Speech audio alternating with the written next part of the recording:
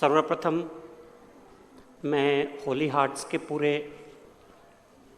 जो व्यवस्था मंडल है उनका हृदय से बहुत आभारी हूँ कि उन्होंने मुझे ये सौभाग्य दिया कि मैं आज आपके बीच उपस्थित होकर और कुछ बहुत अनौपचारिक सी बात कर सकूं।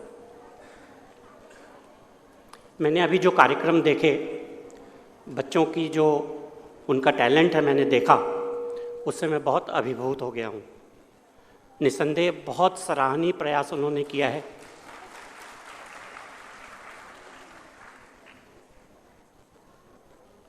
किसी ने अभी प्रारंभिक क्षणों में कहा कि संस्थाएं इमारतों से नहीं बनती। मेरी प्रोफेशनल यात्रा और होली हार्ट्स की यात्रा करीब करीब समकालीन है। उनकी 30 वर्षों की प्रगति देखकर मुझे जहाँ से उन्होंने शुरू किया और जहाँ आज वे पहुँचे हैं, करीब करीब मुझे अपनी पूरी यात्रा का संस्मरण हो रहा है। निसंदेह ये यात्रा कभी आसान नहीं होती है। अगर आपका लक्ष्य निर्धारित हो तो रास्ते में बहुत सी कठिनाइयाँ अवश्य आती हैं, पर आप अपने लक्ष्य तक पहुंचने में सफल होते हो, ऐसा मेरा विश्वास है। जब मैं आपके सामने यहाँ पे खड़ा हुआ हूँ, 38-40 सालों का अनुभव मेरे अंदर हिलोरे मार रहा है। एक सैलाब सा है भावनाओं का, और मैं रियली समझ नहीं पा रहा हूँ कि कहाँ से शुरू करूँ और कहाँ ख़त्म करूँ। लेकिन बात कहीं ना कहीं से शुरू करके कहीं ना कहीं ख़त्म तो करनी होगी। तो आइए शुरुआत से शुरुआत करते हैं। मैं जो कुछ कहने जा रहा हूँ शायद बच्चों के पालकों के लिए ज़्यादा है, बच्चों के लिए कम है। मेरा बहुत इंटरेक्शन होता है बच्चों के पालकों के साथ जब वो मेरी क्लिनिक में अपने बच्चों को लेके आते हैं, और ये मेरा दृढ़ विश्वास है और मैं इस पे लगातार कायम भी हूँ और प्रयास भी करता हूँ कि मैं उस पर अटल रहूँ। आप जब एक चिकित्सक के पास आते हैं तो वो पुर्जे में लिखी हुई दवाइयाँ ही आपके और चिकित्सक के बीच के इंटरेक्शन का अंत नहीं है। वो सिर्फ एक माध्यम है। आप अपनी तकलीफ बताते हैं, वो आपकी बात सुनता है, और उस प्रिस्क्रिप्शन के इतर भी बहुत सारी बातें होती हैं जो हमें शेयर करनी होती हैं। सबसे पहली बात जो मुझे लगता है और जो आजकल बहुत उभर कर सामने भी आ रही है और बदले हुए परिप्रेक्ष्य में वो शायद और महत्वपूर्ण होती जा रही है, कि जब आपका बच्चा आपके साथ कुछ शेयर करना चाहे, खास करके वो अपनी कोई समस्या के बारे में आपसे बात करना चाहे, तो सारे काम छोड़ के वो आपकी प्राथमिकता होनी चाहिए कि आप उसकी बात सुन रहे हैं।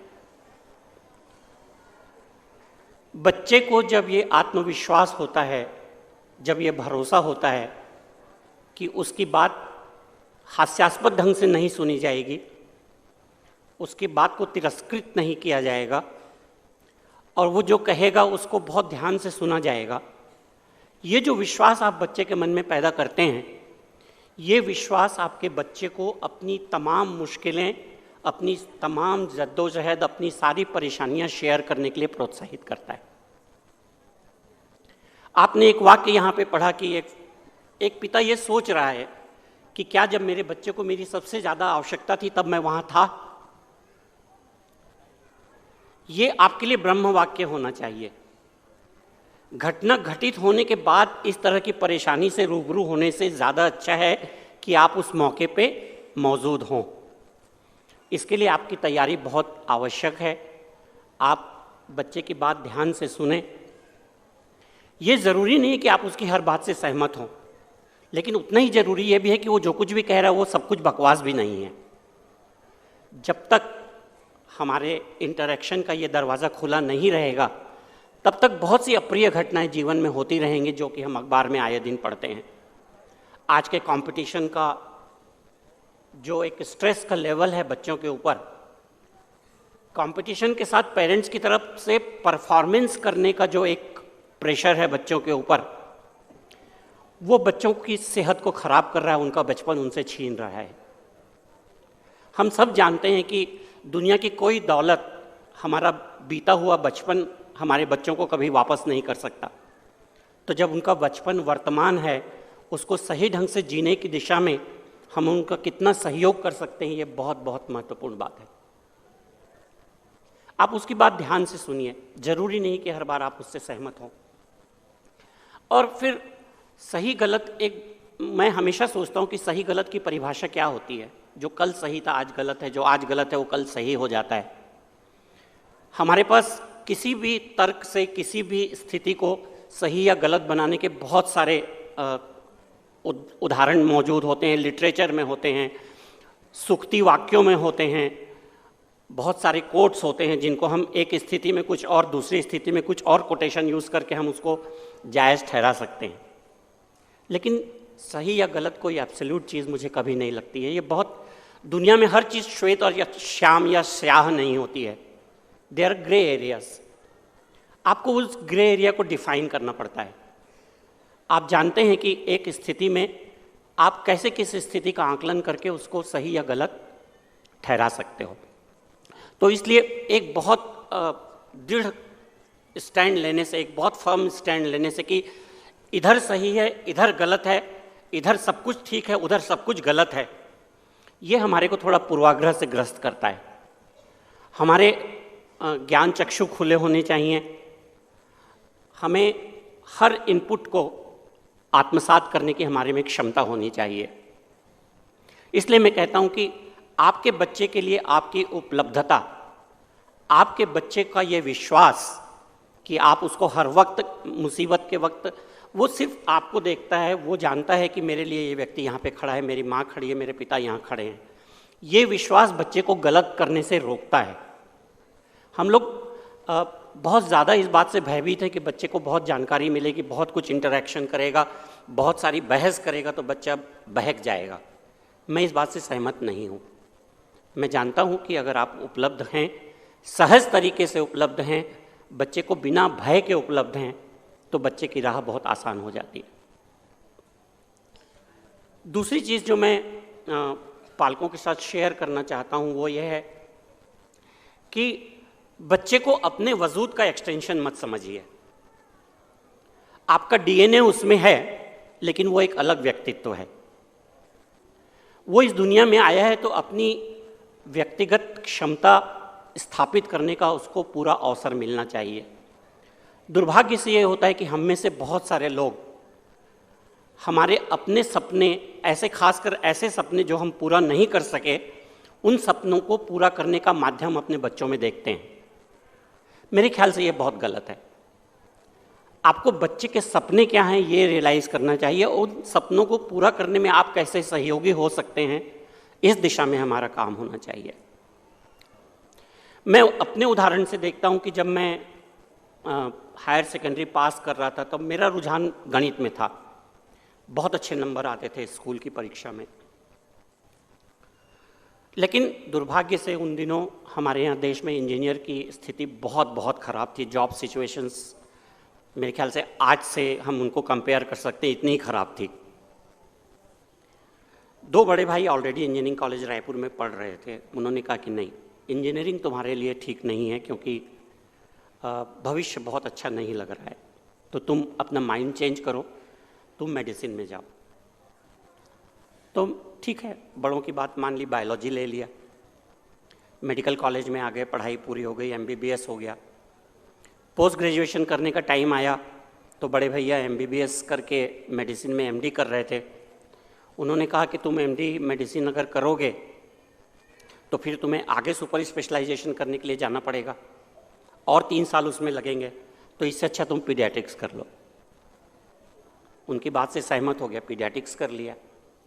मुझे आज बिल्कुल भी खेद नहीं है कि मैंने जो चुना वो चुना, लेकिन मैं उस प्रक्रिया के बारे में आपको बताना चाह रहा हूँ कि उस वक्त कितनी कम जानकारी थी कि बड़ों ने जो कहा हमने मान लिया।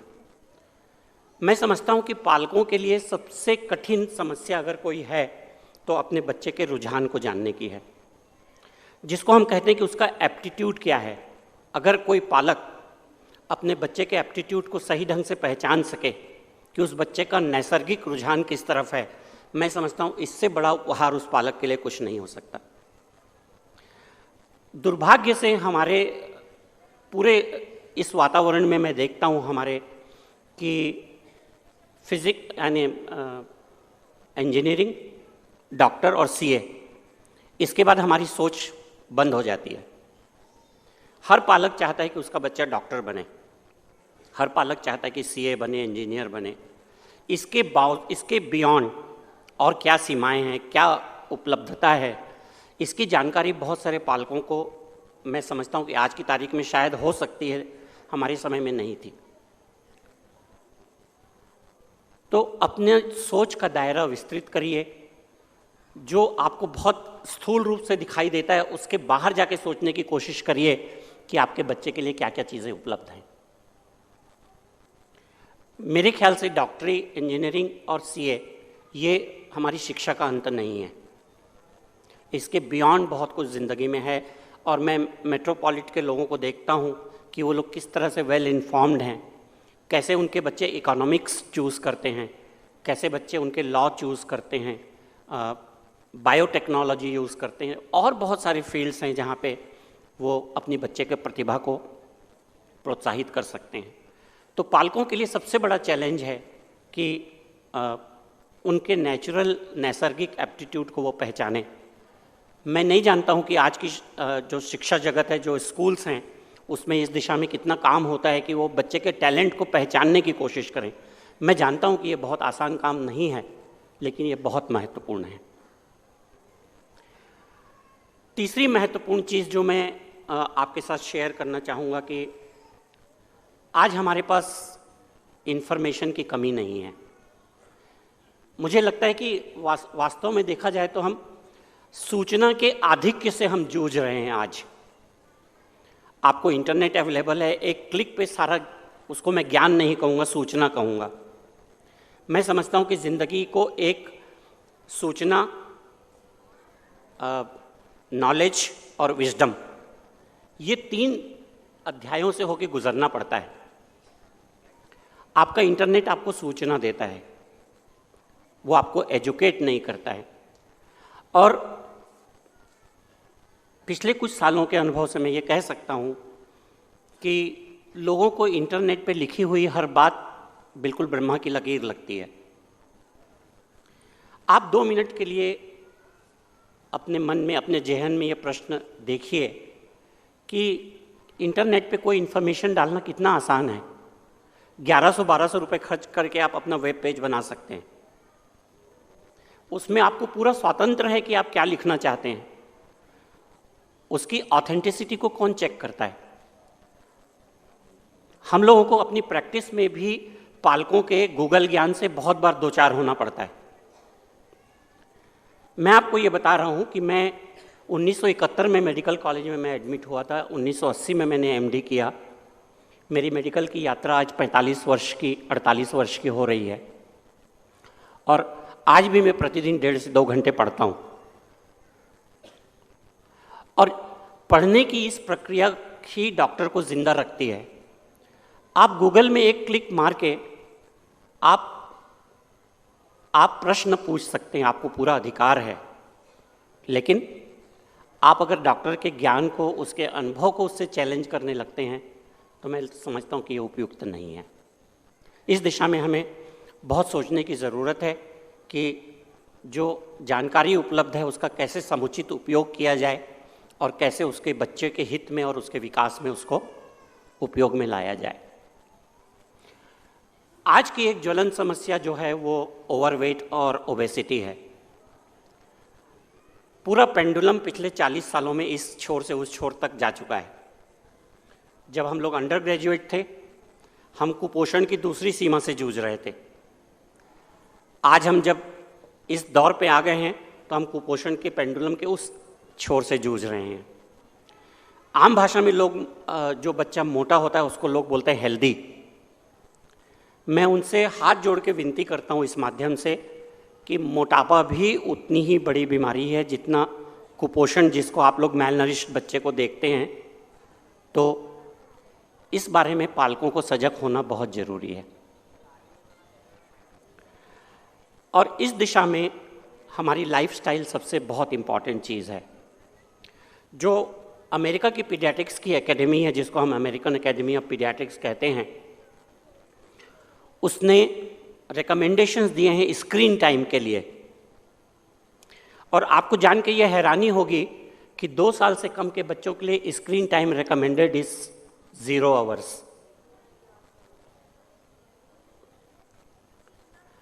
मैं आज जो ट्रेंड देख रहा हूँ, जिससे मुझे बहुत मन में निराशा भी होती है, कभी कभी क्षोभ भी होता है, कभी कभी गुस्सा भी आता है, कि 6 महीने के बच्चे को जब माँ खाना खिलाना सिखाती है तो सबसे पहले उसको जिंगल बेल सुनाती है मोबाइल पे। वो इस पूरी प्रक्रिया से हमें हटना होगा। हमें बच्चे का पूरा ध्यान उसके खाने पे केंद्रित करना होगा। खाने के समय को लड़ाई का मैदान नहीं बनाना है। ये घर घर की कहानी है कि पेरेंट्स हमारे पास आते हैं और एक ही बात कहते हैं कि मेरा बच्चा नहीं खाता है। और जो यंग मदर है, जिसका छोटा बच्चा है, उसका पूरा जीवन इस पूरे दुष्चक्र में उलझ के रह गया है कि उसका बच्चा नहीं खाता है। मैं समझता हूं कि हमको इससे बाहर आना बहुत ज़रूरी है। आपका बच्चा खाएगा, उसको खाने का अवसर दीजिए। आपका बच्चा कब खाएगा ये बच्चा निर्धारित करेगा। आपका बच्चा क्या खाएगा ये आप निर्धारित करोगे। आप घड़ी की सुइयों की तरह एक टाइम टेबल बना के बच्चे के खाने पीने का कार्यक्रम नहीं निर्धारित कर सकते। लोग मुझे आके बोलते हैं सर डाइट चार्ट बना के दीजिए। तो मैं 1 साल के बच्चे का क्या डाइट चार्ट बना के दूं?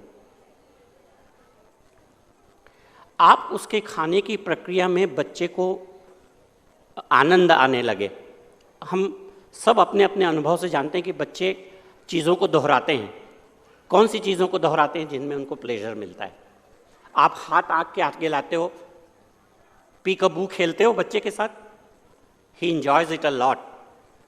आप 10 बार करते हो, वो 10 बार हंसता है, वो बोर नहीं होता। आप 2 चम्मच खाना डालते हो उसके मुंह में, ज़बरदस्ती वो चिढ़ जाता है, because he is not deriving pleasure out of eating. We have made it a battlefield.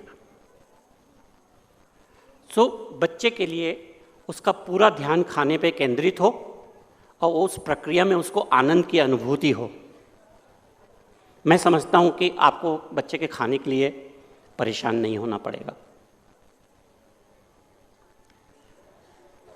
पूरी दुनिया में लोग आज शिद्दत के साथ ये बात महसूस कर रहे हैं कि छोटे बच्चे की प्ले एक्टिविटी 60 मिनट्स की होनी चाहिए। मुझे बहुत बहुत मन से दुख होता है कि पहली क्लास का बच्चा शाम को 3 बजे जब घर से वापस आता है तो 1 घंटे बाद उसको ट्यूशन भेज दिया जाता है। मतलब मैं नहीं समझ पाता हूं कि हम रियली क्या करना चाह रहे हैं जीवन में उस बच्चे के साथ। आपको एक 60 मिनट का समय आपके बच्चे के लिए निर्धारित करना पड़ेगा कि वो बच्चा खेल कूद में अपना ध्यान आकृष्ट करे। मैं हर पालक से यही कहता हूं कि आप अपने बच्चों को स्पेस दीजिए। उनकी जो नैसर्गिक प्रतिभा है उसका विकास करने में योगदान दीजिए। हम लोग जीवन भर क्या यत्न करते हैं कि अपने बच्चों को पंख जुटा सकें। हमारा सबका प्रयास यही होता है ना कि हम अपने बच्चे के लिए पंख जुटा सकें ताकि वो स्वच्छंद नभ में विचरण कर सके और आकाश की ऊंचाइयों को छू सके। पर जीवन में होता क्या है कि जब वो उड़ने को तैयार होता है तो पूरा समाज उसके परों को कुतरने का जुगाड़ में भिड़ जाता है। नहीं भैया, ये तुम्हारे लिए ठीक नहीं है, तुम कुछ ज़्यादा ही ऊंचे उड़ रहे हो। हम यातायात को सुगम बनाने के लिए 4 लेन, 6 लेन, 8 लेन्स की रोड्स बनाते हैं कि हम त्वरित गति से आवागमन कर सकें। हम करते क्या हैं, उसमें स्पीड ब्रेकर्स बना देते हैं। तो जब हमें प्रगति को रोकना ही था तो इतना आसान रास्ता बनाने की आवश्यकता कहाँ थी।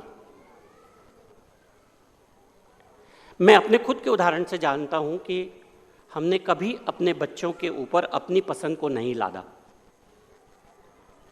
आपको शायद मेरे से जो लोग जुड़े हुए हैं वो जानते भी होंगे कि मेरा बेटा वो डॉक्टर नहीं है, वो कभी डॉक्टर नहीं बनना चाहता था और हमने कभी उसको जोर नहीं दिया कि तुम्हें डॉक्टर ही बनना है। वो आईआईटी से इंजीनियरिंग ग्रेजुएट है। उसके बाद उसने मैरीलैंड में फिज़िक्स में पीएचडी किया। पीएचडी करने के बाद वो अमेरिका में ही 4 साल के पोस्ट डॉक्टरेट फिजिक्स में कर चुका है और उसका पूरा रुझान एकेडमिक्स में है। मैं बहुत गर्व के साथ आपके साथ शेयर कर सकता हूं कि अगले जून में वो ऑक्सफोर्ड में फिजिक्स की फैकल्टी ज्वाइन करने वाला है।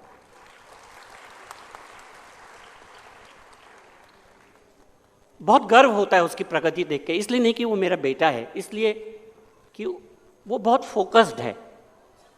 उसने एक लक्ष्य निर्धारित किया।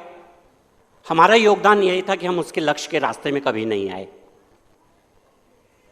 जहां उसे उचित लगा हमसे कुछ पूछने का और हम वो जानकारी उसको दे, जो कि बहुत कम बार आज के बच्चों के साथ होता है कि आप कोई अतिरिक्त जानकारी जो उनको नहीं मालूम है आप दे सकें, तो हमने कुछ अतिरिक्त जानकारी उसको नहीं दी, उसके रास्ते की बाधा हम नहीं बने। वो भी चाहता तो मेन स्ट्रीम में मास्टर्स करके, अमेरिका में लोग जिस तरह से कमाई को देखते हैं, पालकों की जो अपेक्षा होती है कि बच्चा इतना कमाए, वो भी उसी मेन स्ट्रीम में जा सकता था, पर उसका रुझान नहीं था। मेरी बिटिया ने शुरुआती दिनों में सिम्स बिलासपुर से एमबीबीएस किया। उसके बाद की आगे की राह उसने खुद चुनी। उसने बहुत कठिन रास्ता चुना। उसने यूएसएमएलई की परीक्षा दी, वो पूरी प्रक्रिया से वो गुजरी और आज वो कैलिफोर्निया के सबसे बेस्ट यूनिवर्सिटी में नियोनेटोलॉजी में एमडी के बाद का कोर्स कर रही है। मैं कोई आत्म प्रवंचना के लिए आपसे ये उदाहरण शेयर नहीं कर रहा हूँ।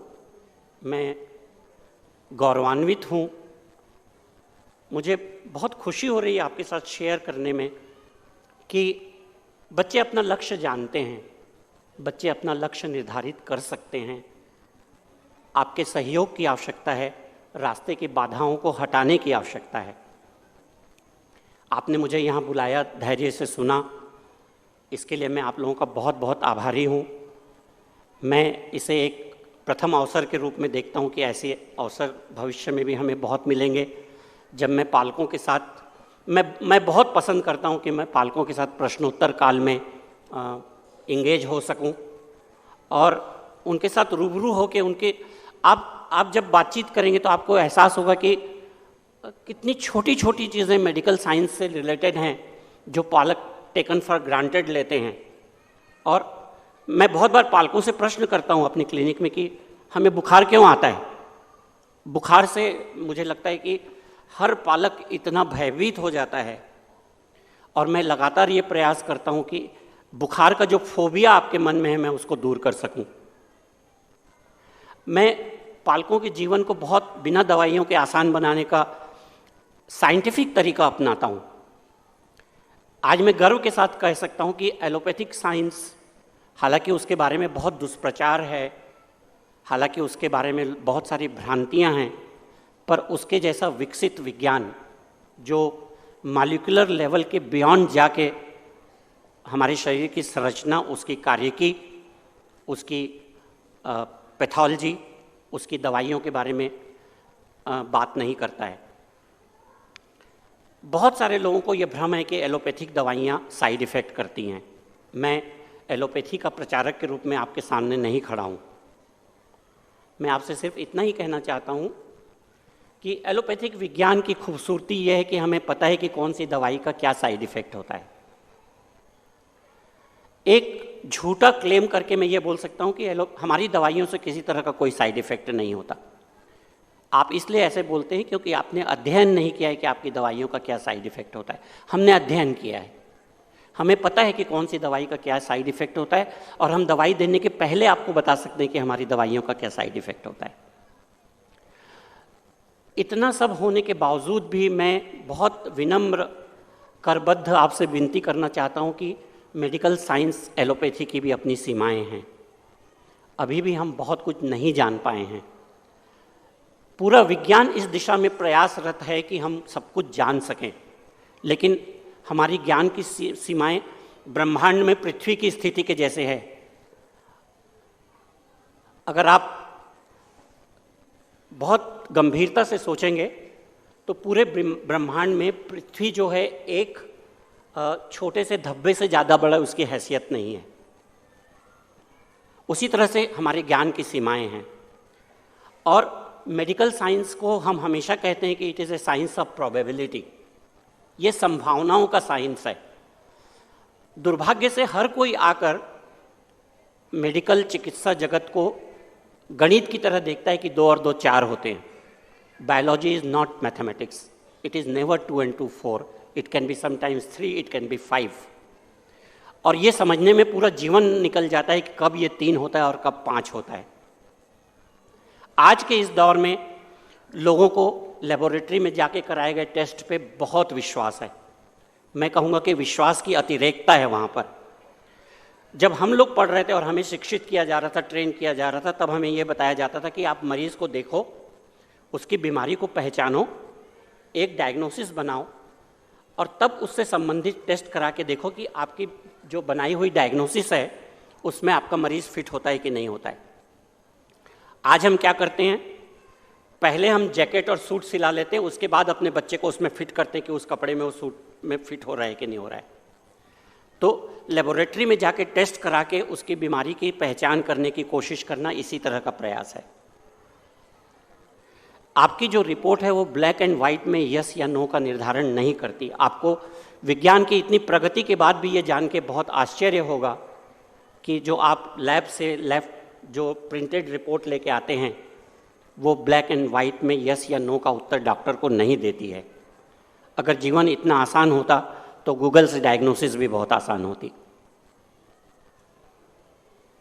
तो फिर से मैं धन्यवाद करना चाहूँगा कि आप लोगों ने अवसर दिया, और जब भी पुनः अवसर आएगा मैं आपके सामने हाजिर होऊंगा और पेरेंट्स से रूबरू होकर बात करना चाहूँगा। उनकी जो समस्याएं हैं उनका 1 to 1 हम उस पर विचार विमर्श करेंगे और अगर हमारे पास उत्तर होगा तो उत्तर आपको देने की कोशिश करेंगे। धन्यवाद।